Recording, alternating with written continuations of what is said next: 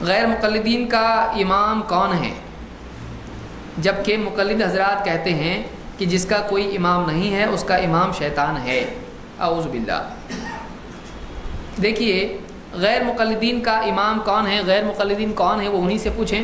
اہل حدیث کا امام ابن کثیر رحمۃ اللہ علیہ فرماتے ہیں کہ یوم ندعو کل اناس بامامہم، قیامت کے دن ہم لوگوں کو ان کے امام کے ساتھ بلائیں گے۔ کہتے ہیں کہ بعض سلف کا یہ قول ہے کہ اس میں اصحاب الحدیث کا شرف ہے، اس آیت میں اہل حدیث کی فضیلت بیان کی گئی ہے۔ کیوں؟ اس لیے کہ اہل حدیث کا امام اللہ کے نبی صلی اللہ علیہ وسلم ہے۔ تو ابن کثیر نے سلف کا قول ذکر کیا ہے کہ اہل الحدیث کا امام کون ہے؟ اللہ کے نبی صلی اللہ علیہ وسلم۔ اور یہی ہمارا قول ہے کہ ہمارے امام جن کے مقابلے میں کسی امام کی نہیں چلتی وہ کون ہے؟ محمد رسول اللہ صلی اللہ علیہ وسلم۔ ہم تو ابراہیم علیہ السلام کو بھی امام مانتے ہیں، کیونکہ اللہ نے خود کہا انی جاعلک للناس اماما، میں تم کو لوگوں کے لیے امام بناتا ہوں، تو وہ بھی تو امام ہے۔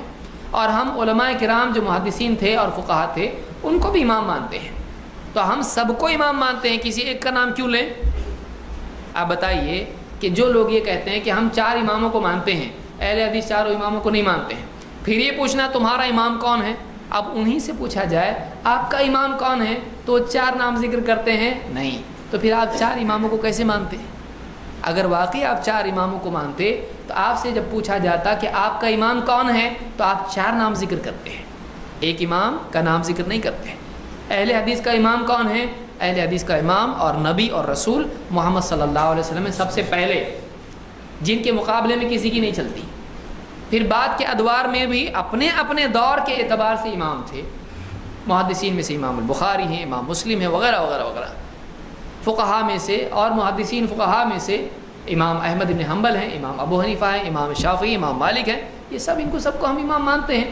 اہل حدیث کی کتاب میں آپ دیکھیں ان کا نام امام سے ذکر کرتے ہیں، یوں کہتے ہیں احمد نے کہا، نہیں کہتے امام احمد نے کہا۔